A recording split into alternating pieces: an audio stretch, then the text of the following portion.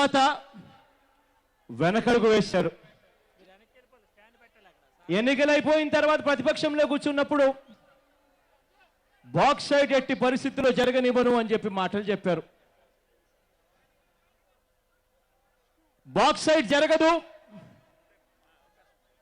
గ్రామ సభలు కూడా ఇక్కడ జరగలేదు అని ఆ రోజు స్వయంగా 2011లో గవర్నర్ గారికి చంద్రబాబు నాయుడు గారు స్వయంగా లెటర్ రాశారు.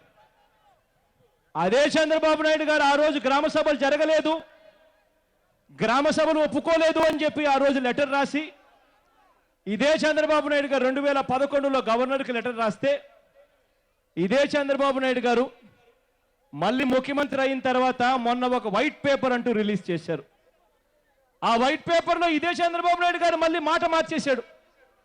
గ్రామ సభలు జరిగాయట, తీర్మానించాయట, మాకు బాక్సైట్ కావాలి అని చెప్పి చంద్రబాబు నాయుడు గారు మళ్ళీ వైట్ పేపర్లో రాశారు.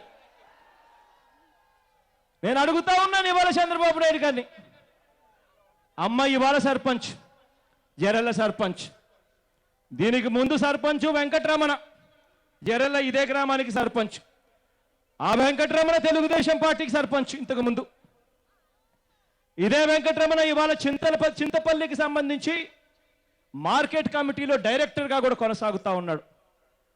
అదే వెంకటరమణ చంద్రబాబు నాయుడు గారి తెలుగుదేశం పార్టీకి చెందిన సర్పంచ్. గతంలో ఆయన తీర్మానం చేశాడా గ్రామ సభను అని చెప్పి నేను గట్టిగా అడుగుతా ఉన్నాను.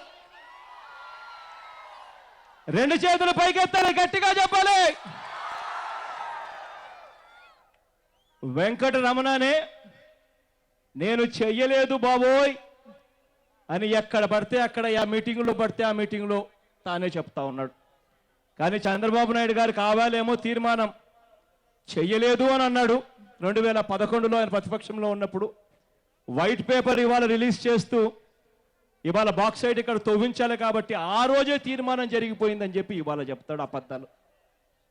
అమ్మ మీరు జరెల్ల సర్పంచ్ తల్లి, మీరు గతంలో ఈ గ్రామంలోనే పుట్టారు, ఈ గ్రామంలోనే పెరిగారు, ఈ గ్రామంలోనే ఇక్కడే ఉంటున్నారు. గతంలో జరెల్లలో వెంకటరమణ ఉన్నప్పుడు గ్రామ సభ పెట్టి తీర్మానం జరిగిందా బాక్సైట్కు మేము అనుకూలము అని చెప్పి మీరు చెప్పండి తల్లి. గట్టిగా అర్థమై చంద్రబాబు నాయుడుకి అర్థమయ్యేట్టుగా చెప్పాలి. ఇది నిజంగా చెప్పాలంటే ఇది బ్లాక్ పేపర్ అండి. పంచాయతీ మొత్తం రికార్డ్స్ తనిఖీ చేసేసరికి ఖచ్చితంగా ప్రజలందరూ కూడా వ్యతిరేకంగా తీర్మానం చేసిన పుస్తకాలు ఉన్నాయండి. ఇది తెల్ల పేపర్ కాదు, బ్లాక్ పేపర్ అనేసి నేను సభాముఖంగా మీ అందరినీ తెలియజేసుకుంటున్నాను. అంటే పుస్తకాలు ఉన్నాయి, గ్రామ సభ జరిగిన పుస్తకాలన్నీ, గ్రామ సభ జరిగి ఉంటే పుస్తకాలలో రిజిస్టర్ అయి ఉండాలి, పుస్తకాలలో రాసి ఉండాలి. ఆ పుస్తకాలు ఉన్నాయి, మా దగ్గరే ఉన్నాయి. ఆ పుస్తకాలు ఎటువంటి గ్రామ సభలు జరగలేదు అని చెప్పి గట్టిగా చెప్తా ఉన్నాను. అంతేగా తల్లి? రమణన్న గ్రామ సభ జరగలేదని చెప్తా ఉన్నాను. విష్ణుమూర్తి అన్న ఏమవుతారు తల్లి మీరు?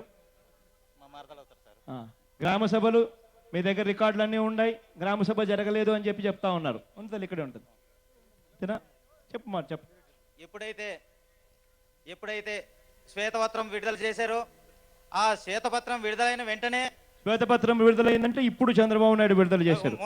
చంద్రబాబు నాయుడు గారు మొన్న ఇప్పుడు విడుదల చేసిన వెంటనే మొత్తం పంచాయతీ రికార్డులన్నీ తిరిగివేసినా సరే అందులో ఎటువంటి అక్టోబర్ 2వ తారీఖున ఎటువంటి మీటింగు పెట్టినట్టు, గ్రామ సభ పెట్టినట్టుగా ప్రజలు మరి బాక్సైడ్ తవ్వకాలకు ఎటువంటి ఆమోదం తెలిపినట్టుగానే అందులో లేదు. ఇది మాత్రం మరి చంద్రబాబు చెప్పేది పచ్చి అబద్ధం అని మాత్రం నేను అంటున్నాను. గ్రామ సభలు జరగలేదు, గ్రామాలు ఏవి కూడా అంగీకరించలేదు, అయినా ముందుకెళ్ళిపోతా ఉన్నారు చంద్రబాబు నాయుడు గారు అబద్ధాలు చెప్తూ. చంద్రబాబు నాయుడు గారిని ఇవాళ గట్టిగా ఇదే వేదిక మీద నుంచి ఇంకొక మాట కూడా అడగాలి. అయ్యా చంద్రబాబు నాయుడు గారు, ట్రైబల్ అడ్వైజరీ కమిటీ ఎందుకు వేయడం లేదు చంద్రబాబు నాయుడు గారు అని చెప్పి గట్టిగా చంద్రబాబు నాయుడు గారు నేను గట్టిగా నిలదీస్తూ అడుగుతా ఉన్నా. కారణం ఏంటంటే మన కాన్స్టిట్యూషన్ ప్రకారం, మన రాజ్యాంగ హక్కు షెడ్యూల్ 5లో షెడ్యూల్ 5A ఏం చెప్తుంది అని అంటే ట్రైబల్ అడ్వైజరీ కమిటీని కాన్స్టిట్యూట్ చేయడం రాజ్యాంగ హక్కు. ఆ ట్రైబల్ అడ్వైజరీ కమిటీలో ఉండే సభ్యులు ఎవరు అని అంటే అందులో మూడు వంతులు మంది అంటే 3/4 మంది ట్రైబల్ అంటే గిరిజన శాసన సభ్యులై ఉండాలి అని చెప్తుంది. మరి ఇవాళ రాష్ట్రంలో మొత్తం ఉన్న గిరిజన శాసనసభ్యులు 7 స్థానాలుంటే అందులో 6 వైఎస్ఆర్ కాంగ్రెస్ పార్టీ శాసనసభ్యులు ఉన్నారు. ట్రైబల్ అడ్వైజరీ కమిటీ కన్నా చంద్రబాబు నాయుడు గారు వేస్తే అందులో 3/4 శాసనసభ్యులు ఉండాలి. కాబట్టి అందులో అంతా కూడా వైఎస్ఆర్ కాంగ్రెస్ పార్టీ శాసనసభ్యులే ఉంటారు. కాబట్టి చంద్రబాబు నాయుడు గారు బాక్సైట్కు అనుకూలంగా నిర్ణయాలు తీసుకోలేరు. కాబట్టి చివరకు ట్రైబల్ అడ్వైజరీ కమిటీ కూడా వేయకుండా పోస్ట్ పోన్ చేస్తా ఉన్నాడు ఇదే చంద్రబాబు నాయుడు గారు. అయితే చంద్రబాబు నాయుడు గారు గట్టిగా చెప్తా ఉన్నాం, మీరు చేసేది ఏది కూడా ఎక్కువ రోజులు సాగదు అని చెప్పి.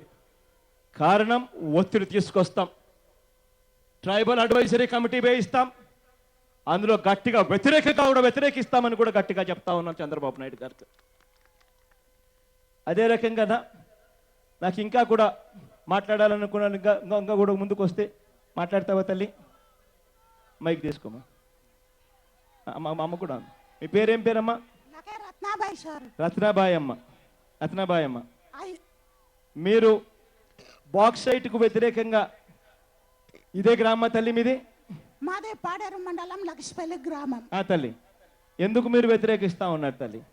ఎందుకంటే సారు అడ్వైజరీ పాడేరు మొత్తం 11 మండలాలు ఉన్నాయి. ఈ 11 మండలాల్లో జొర్రెల్ల సకట్ మైనింగ్ ఉంది. ఆ మైనింగ్ కి చంద్రబాబు నాయుడు కన్నేశాడు. ఎందుకంటే మేము గిరిజనులు పంటలు పండించుకోవడానికి జయనడి భూమి గుల్ల చేసుకొని పండించుకుంటాము. కానీ చంద్రబాబు నాయుడు మైనింగ్ తవ్వడానికి 100,000 కిలోమీటర్లు తవ్వేస్తే అక్కడ విషవాయువు వస్తుంది. అప్పుడు మేము ఆదివాసులు అంతమైపోతాము. కాబట్టి జగన్ బిడ్డ మా అడవి తల్లికి ఎన్ని పంటలు ఉన్నాయో ఎవరికి తెలియదు, మాకు తెలుసు. మా కూర అది విశాఖ జిల్లా చింతపల్లిలో వైసీపీ ఆధ్వర్యంలో బాక్సైట్ తవ్వకాలకు వ్యతిరేకంగా భారీ బహిరంగ సభ జరుగుతుంది. ఇప్పటివరకు లైవ్ చూసాం.